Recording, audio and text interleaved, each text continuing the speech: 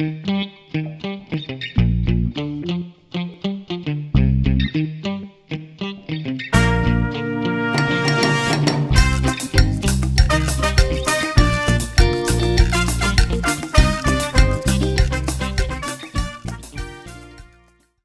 my name is Felipe Benitez and I'm the Executive Director of Corazon Latino. I am here in the beautiful state of West Virginia, almost heaven, the mountain state. And we're here to celebrate the 5th anniversary of the Paris Agreement. And we're doing it in a very Corazon Latino style with some music, thought-provoking conversations, and some reflections. I truly hope you enjoyed this broadcast, but most important, I hope you join us in fighting climate change. The time is now. El tiempo es ahora. Muchísimas gracias. Well, here's an old classic by Joni Mitchell. It never goes out of style. We keep waiting for it to go out of style, but it's always appropriate, sadly.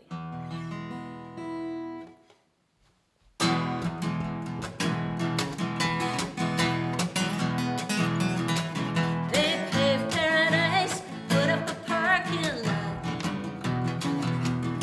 with a pink hotel, a boutique, and a swinging high spot. Don't it always seem to go? You don't know what you got till it's gone. They paved paradise, put up a parking lot.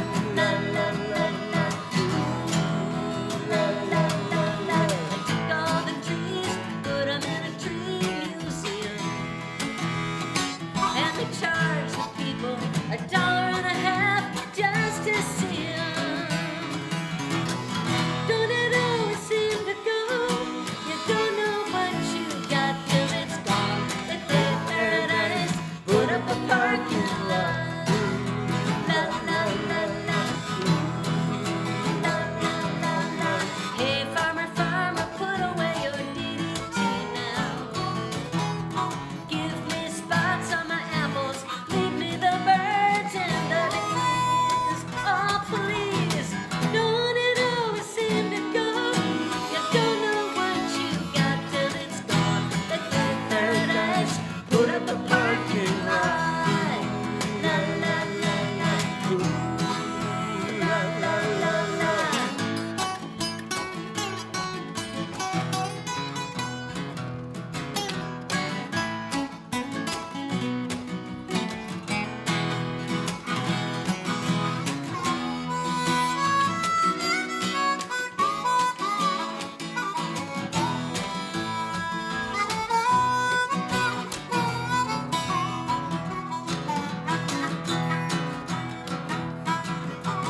Late last night, I heard that screen door slam, and a big yellow tractor came and pushed around my house, pushed around my land. Late last night, heard that screen door slam, and a big yellow taxi took away my old man. Don't it always seem to go? You don't know what you got till it's gone. They paved paradise, put up a parking lot. Paved paradise, put up a parking lot. La la la la. They paved paradise, put up a parking lot.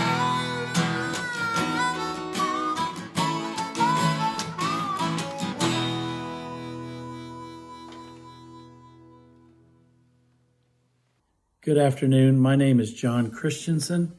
I live in Martinsburg, West Virginia, and I work for a solar company, Mountain View Solar LLC, established in 2009.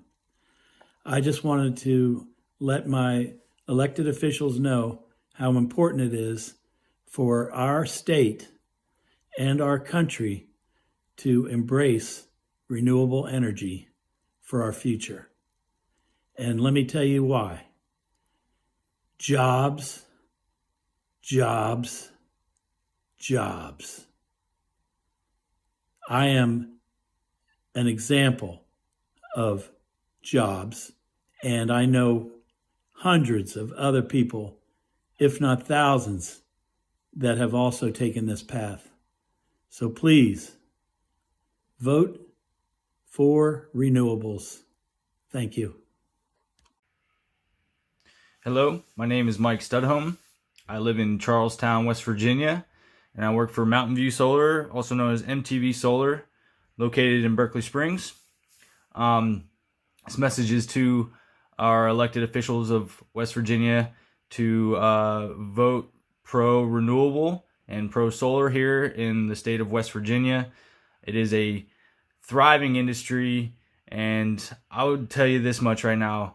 I would not be here living in West Virginia, paying taxes, if it was not for the solar industry and Mountain View Solar established here. So anything we can do to incentivize solar growth in the state is something I would strongly support, and I would hope that our elected officials will as well. Thank you.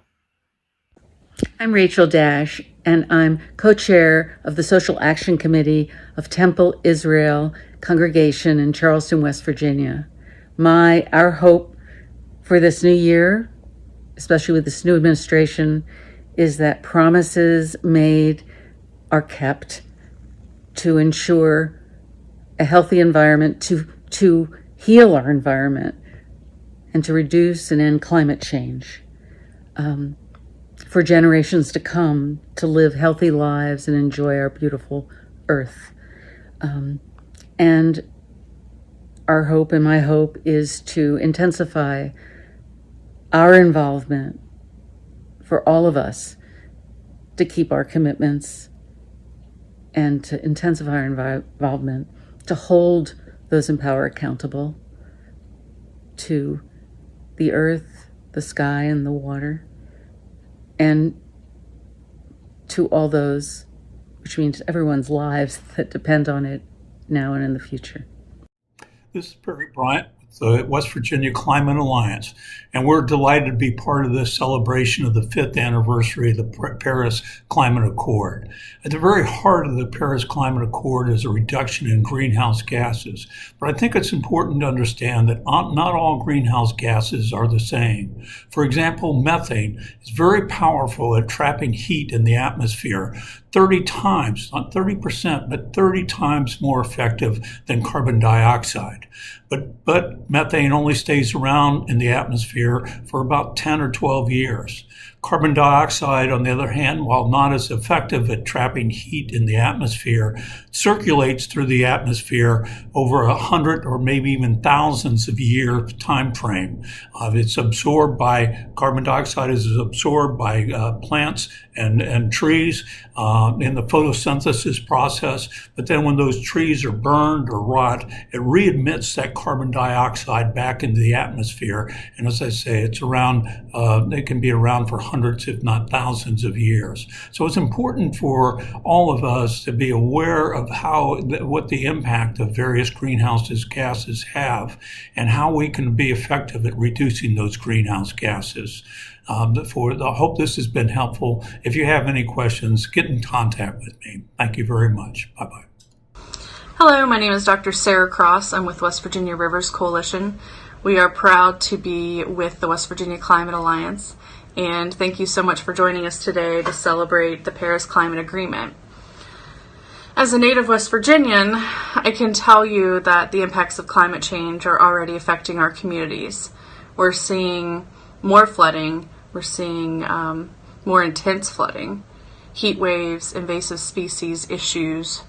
And as a person coming from an agricultural community, I can tell you that we're already seeing challenges with food production. It will become more challenging if we don't act now. We've already made some strides in the recent COVID-19 relief bill. I see that they've decided to phase out hydrofluorocarbons. This is a big deal. We need to continue on this path to reduce emissions and mitigate the changes that will come and are coming from climate change. All right, enjoy the event. Thank you so much. Good evening. Many thanks and gratitude toward Corazon Latino and to the West Virginia Climate Alliance for co-organizing this event tonight. My name is Leah Barber. I am the West Virginia Field Organizer for Moms Clean Air Force. We are a community of over 1 million moms, dads, and caregivers united against air pollution, including the urgent crisis of our changing climate, and we do so in the name of protecting our children's health.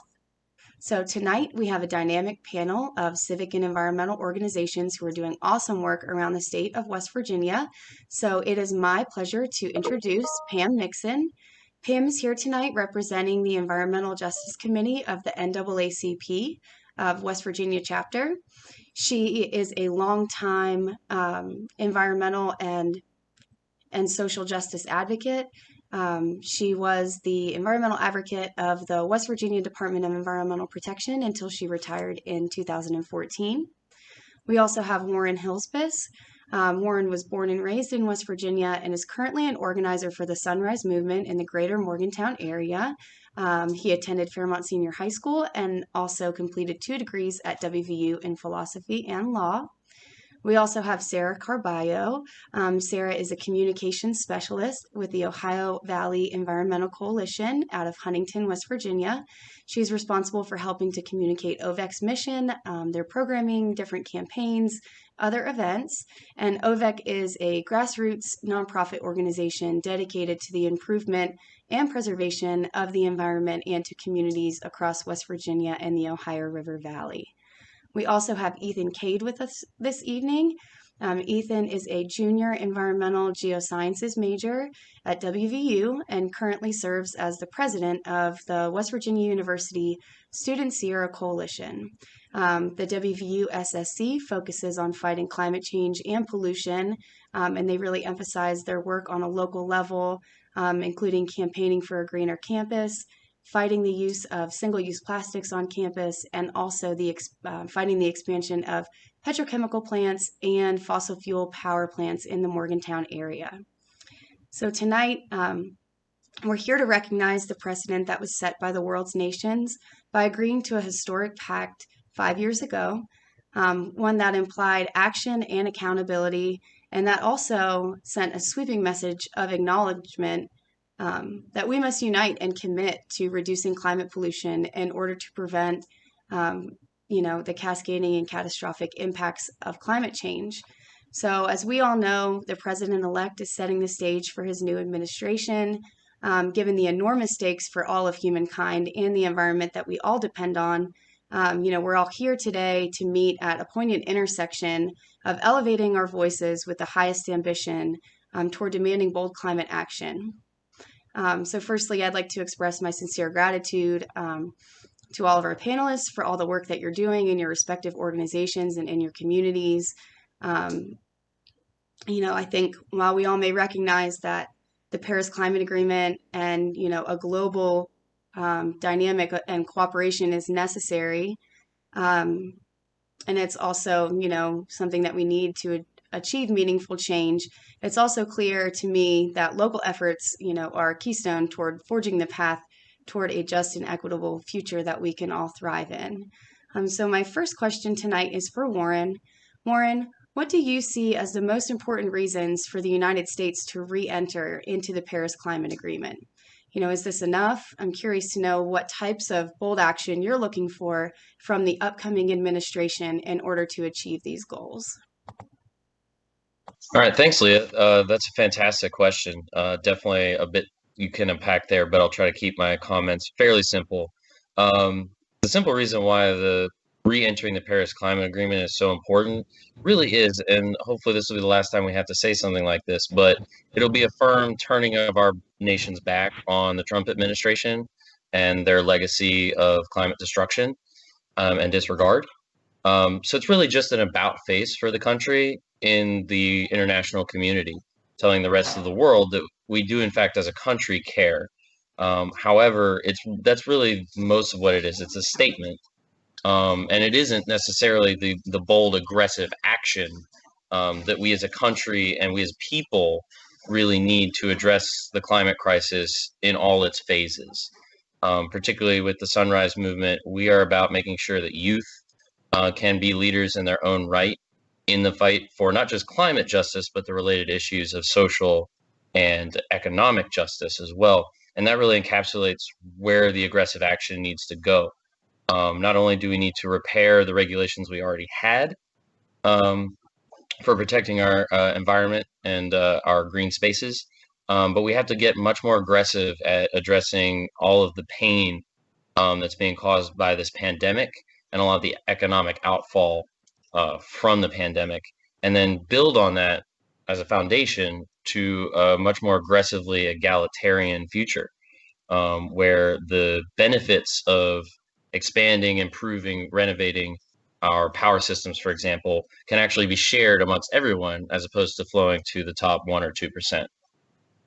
Thank you for your thought-provoking response, Warren. I couldn't agree more that re-entering the Paris Climate Accord has an important place at the table. But while we're coming out of the last 4 years, enduring incessant, reckless environmental rollbacks, putting, human health and the integrity of the environment at risk, especially in the midst of a pandemic where, we're seeing the connections between, industrial and environmental pollution, specifically air pollution, and the effect that it has on exacerbating, the worst impacts of coronavirus. These health disparities that we're seeing are suffered by low income and communities of color, disproportionately affecting those communities, and which is why I would now like to turn my next question to Pam Nixon. Pam, recent studies have shown, as I just mentioned, that exposure to air pollution can exacerbate the worst symptoms of the novel coronavirus. So I'm curious if you could speak about how the pandemic has magnified the severity of these health effects by environmental justice communities, and just really looking to see what priorities of addressing this issue in regard to clean air and climate justice should be at the forefront, specifically in regard to supporting these communities here in West Virginia. Thank you there for those questions. The coronavirus has affected the community disproportionately for environmental justice communities, and that means low-income communities and communities of color.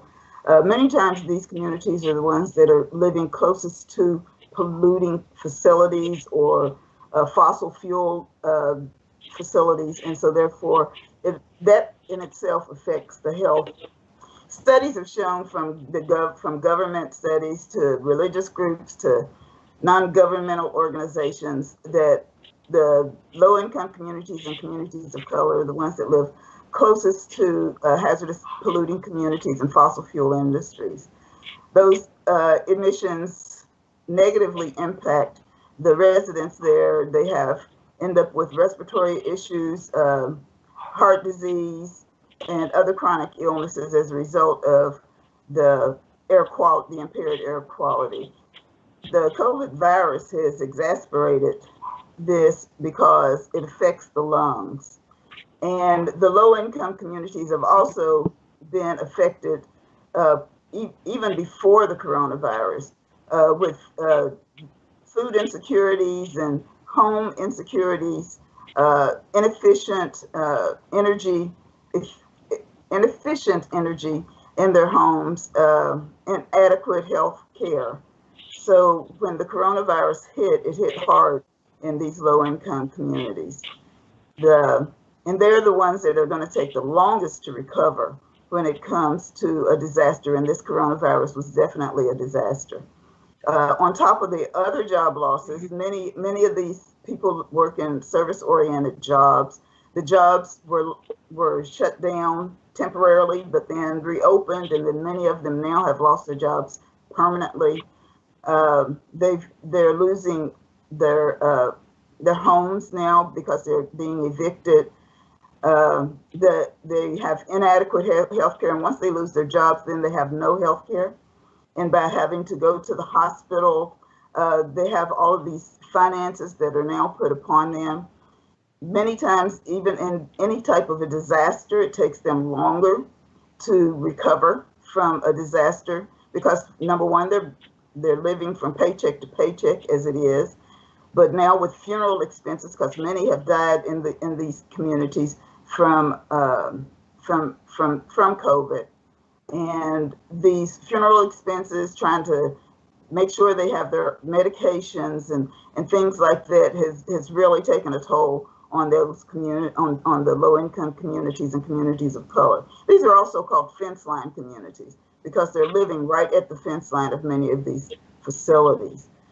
One of the things that can be done to help them be, or several things that can be done to help them be more resilient, is to retrofit their homes for energy efficiency.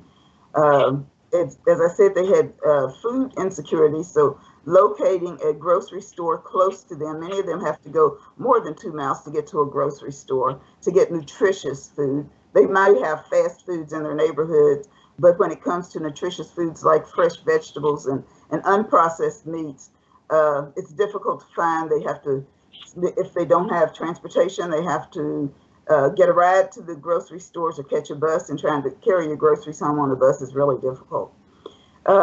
Reduction in greenhouse gases would help immensely because it would help clean up the air quality, and also a reduction in the hazardous emissions that come from the fossil fuel industries and the hazardous chemicals that are being emitted from the other.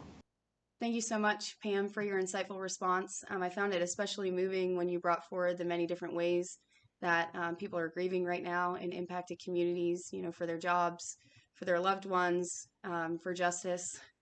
It's so important that we are fighting for environmental justice, for justice in every breath. The fact is that it doesn't matter what side of the aisle that you're on. Recognizing the importance of equitable solutions in addressing the climate crisis and air pollution are so many are reeling from the effects of the coronavirus. It really needs to be urgent priorities for us all. And we've seen more youth momentum in the climate vein in the last 2 years under amazing leadership and advocacy. So my next question is for Ethan. Ethan, I'm curious how you've translated this momentum to encourage students to become involved in this movement. So in other words, how do you encourage them to use, their own special skills and talents to co-create a future that lifts up everyone while addressing these really important issues? Sure. Like you mentioned in the opening statement for me, the WVU Sierra Student Sierra Coalition aims to encourage youth activism similar to the Sunrise Movement. And I think recently, especially in West Virginia, recent events have really opened a lot of young people's eyes to the risk of climate change. I can't remember the exact year, but not too long ago, we had massive floods in the southern part of the state, which affected a lot of people, or if they weren't affected, they saw the pictures on the news and on social media. We saw the effects of Hurricane Sandy, of drought in Latin America, and a lot of people in my generation are beginning to see the effects of climate change firsthand. And with social media, we see even more now than what would have been seen in the past. And so a lot more people have been getting involved. And of course, young people have a wide array of skills and skill sets. Young people are more technologically savvy than perhaps some older people. And so a lot of our movement has been based around reaching out through social media, which is now even more important given the coronavirus pandemic.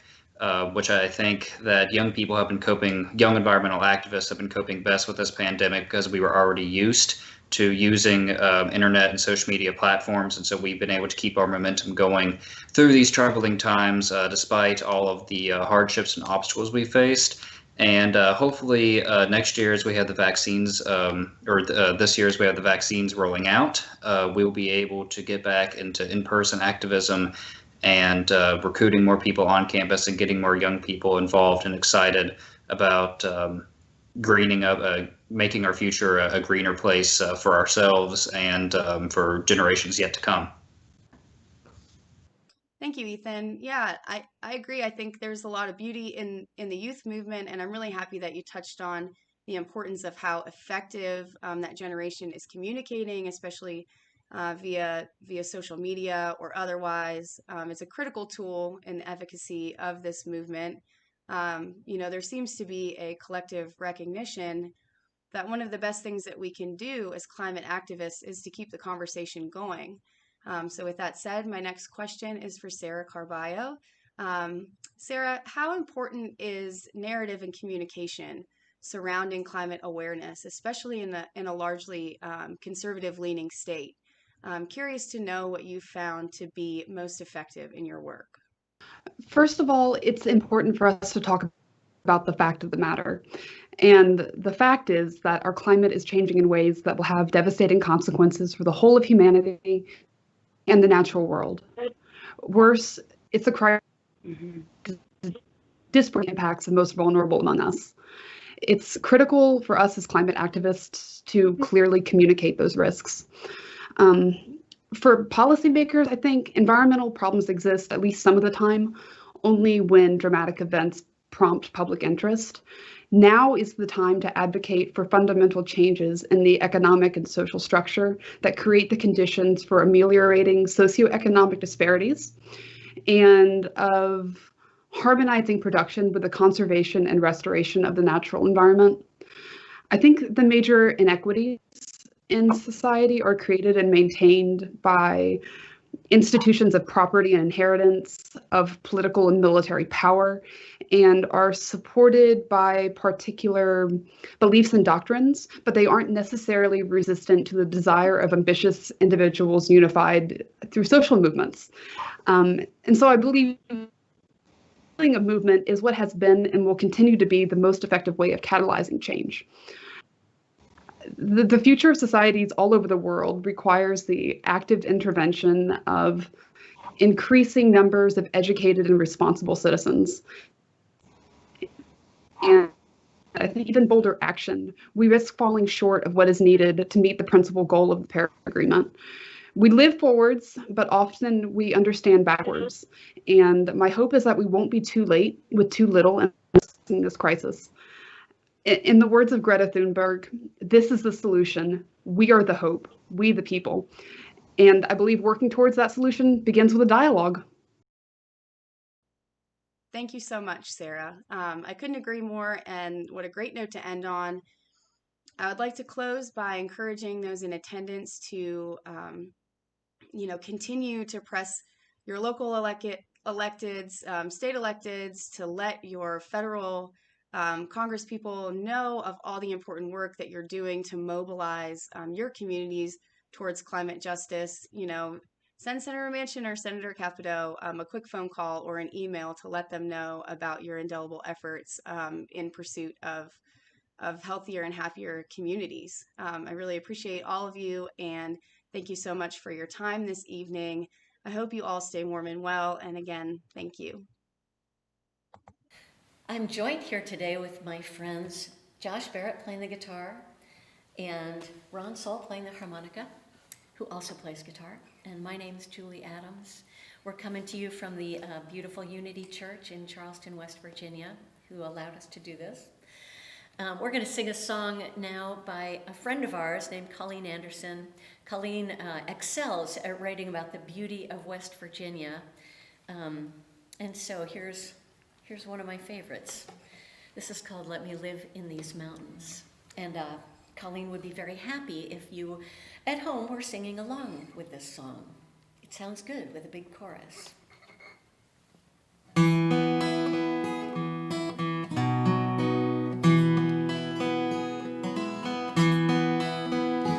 Let me walk in the woods, let me wander free with the holly and the hickory and the dogwood tree. Let the old oak shade me, let the maple blaze. Let me walk in the woods till the end of my days. Let me live in these mountains. Let me stay in this beautiful place. Let me live in these mountains. Let me live in these hills till the end of my days. Let me stop by a river where clear water springs in the cool of the evening. evening when the wood thrush sings. Let the rush of the water be my song of praise. Let me live by a river till the end of my days. Let me live in these mountains. Let me stay in this beautiful place. Let me live in these mountains.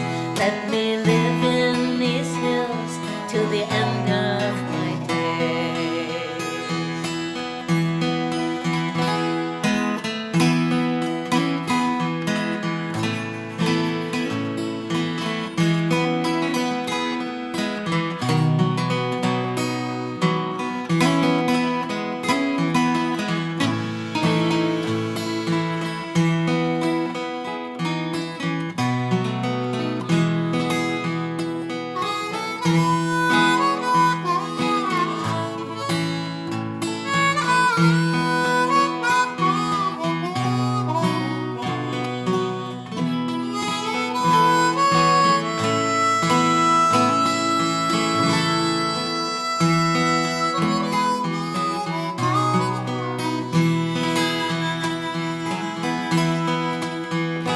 Let me lie down to sleep in a peaceful night where the air smells sweet and the stars shine bright.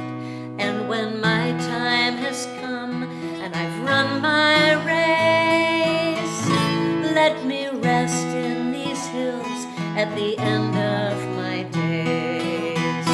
Let me live in these mountains. Let me stay in this beautiful place. Let me live in these mountains. Let me live in these hills till the end of my days. Let me live in these mountains.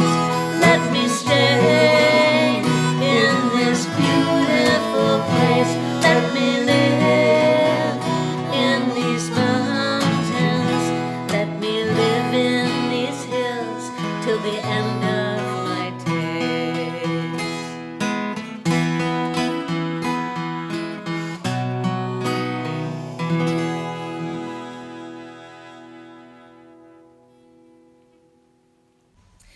Hey everybody, here's a classic song. This one's written by Dave Mallet, a songwriter from the state of Maine. Dave loves writing about the earth and the people in it. And if you were at one time in your life a child, you may know this song. It's called The Garden Song.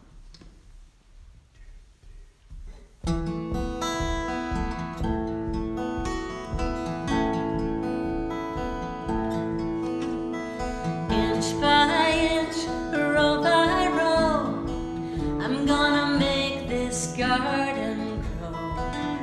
All it takes is a rake and a hoe and a piece of fertile ground.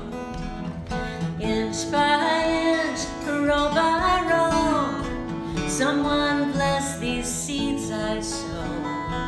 Someone warm them from below till the rains come tumbling down. Pulling weeds and picking stones, we're all made of dreams and bones. I feel the need to grow my own, 'cause the time is close at hand. Grain for grain, sun and rain, I find my way in nature's chain. Tune my body and my brain to the music of the land. Inch by inch, row by row, I'm gonna make this garden grow. All it takes is a rake and a hoe and a piece of fertile ground. Inch by inch, row by row, someone bless these seeds I sow. Someone warm them from below till the rains come tumbling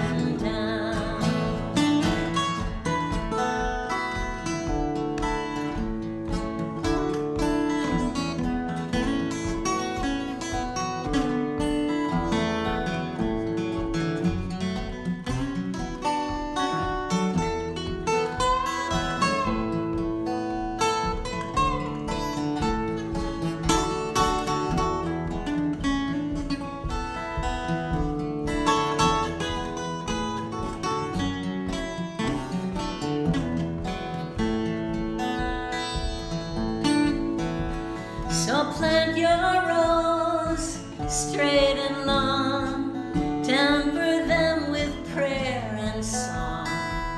Mother Earth will keep you strong if you give her love.